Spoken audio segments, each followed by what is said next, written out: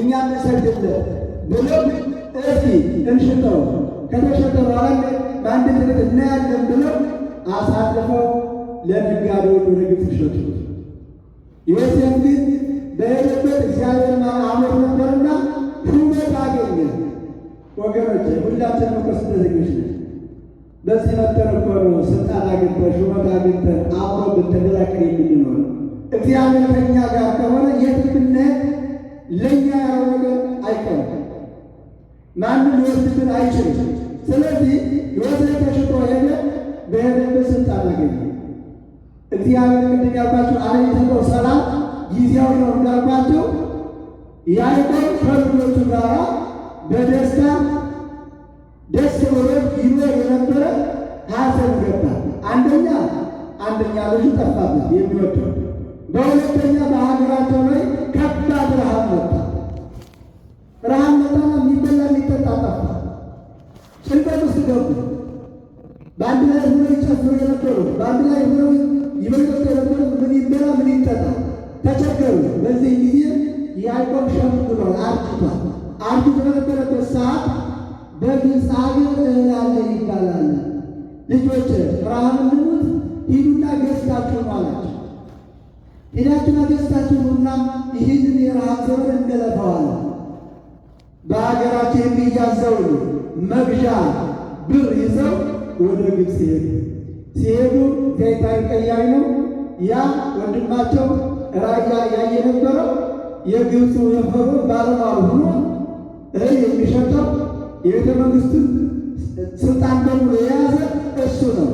እነሱ ግን አላወቁትም ይላል። ውስጣችን ሰላም ከሌለ የምናውቀው ሰው ሁሉ ይጠፋብናል ወገኖች።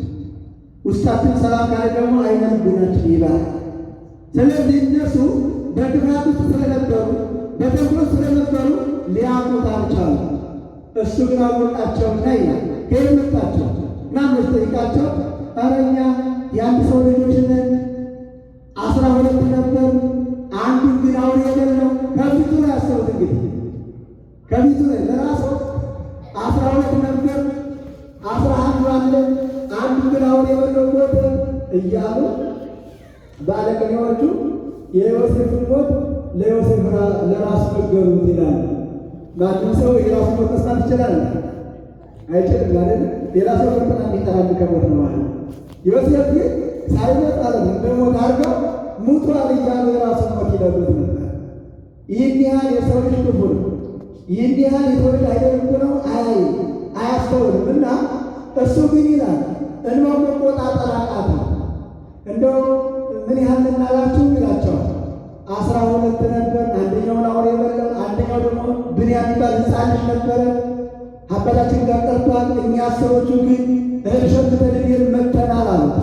እና እሱ በቃ የአባቱን ነገር ሲሰማ የታሪኩን ሲሰማ አላስችለው ብሎ ዘወር እያለ ያለቅስ ነበረ፣ ያነባ ነበረ። ከዛ በኋላ ዘወር ብሎ ባለስልጣን ነውና ሹም ነውና ከእሱ በታች ላለው ምን አለው? በእነዚህ ሰዎች ባመጡት ግመል ልክ በእያንዳንዳቸው እስከሚስከሚቱ ድረስ እየሞላ ስጣቸው።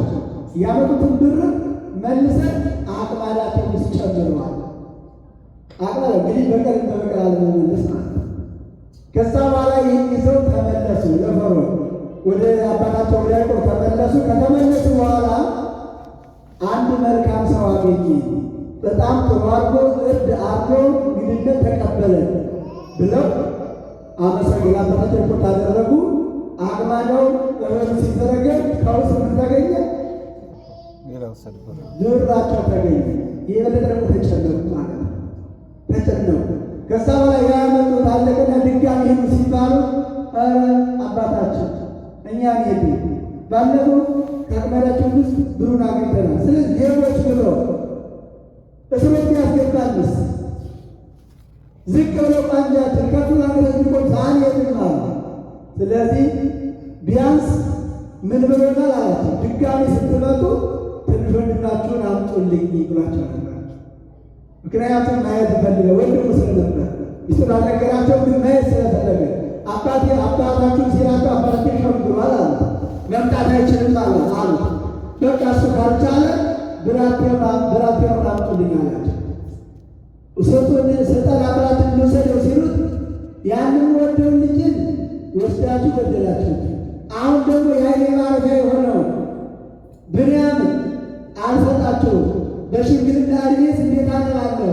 እንዴት ሐዘን ዕድሜን በሐዘን ለምትቀርሱታላችሁ አላቸው። እንግዲያስ አባታችን ሁለት ነገር ነው። ሂዱ ካልከን ልጁን ስጠን፣ ያለበለዚያ ልጁን ካላስን ሁለት ነገር ነው የሚጠበቅብን። አንደኛ ገንዘቡ ይዘበተናል፣ ሰርቃቸው ሊወስድልን ይችላል። በሁለተኛ ልጁን አምጡ ብሎናል።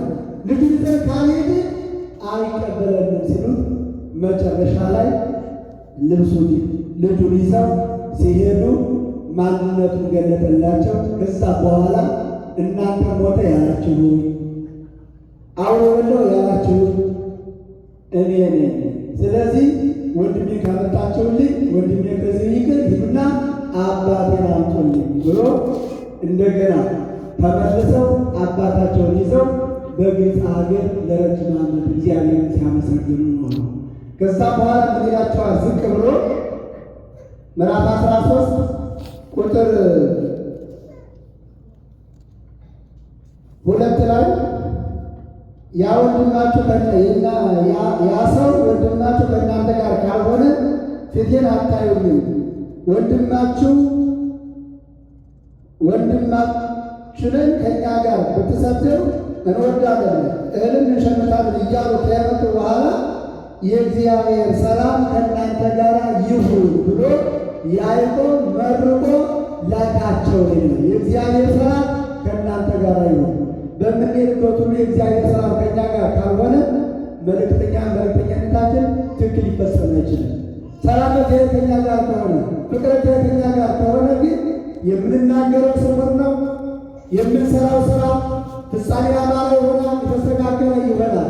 ከዚህም በኋላ ዮሴፍን አባታቸውን አምጥቶ በሰላም ኖሩ። ሰላም የመጣው እሱ ሰላም ስላወረደ ነው። ዮሴፍ ሰላም ስላለ ነው። እሱ በክፉ ተቃውሞ ቢኖር ኖሮ እንደተለያዩ ይቀሩ ነበር ወንድሞች። ስለዚህ ሰላም እጅግ በጣም አስፈላጊና ጠቃሚ ነገር ስለሆነ ዛሬ እሰጣቸዋለሁ። እየዞራችሁ ሰላም የጠፋበትን ዓለም እየሰበካችሁ አንድ አድርግስ የቀመው እንዲመልስ ንስሐ ያልገባው ንስሐ እንዲገባ ስበኩ ብሎ ሰላም ሰጥቻቸዋለሁ። ዛሬ የሐዋርያትን ስብከት ተቀብላ ቤተ ክርስቲያን ለሁለት ሺህ ስንት ነው ዛሬ?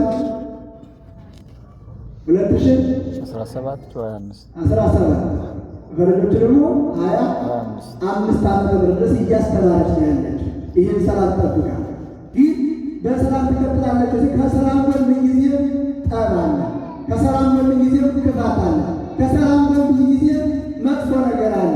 ይህንን ነቢየ እግዚአብሔር ዳዊት ሲናገር ከክፉ ራቅ ሰላምን ሻት ይላል።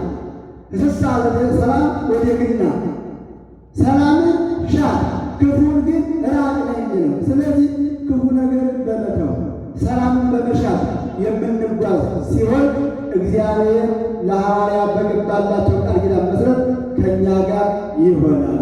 ስለዚህ ክፉ መሆን እንዴት ሰላም እንደሚያሳጣ እንዴት ሰላም እንደሚነሳው ለሁላችሁ የቤት ስራ።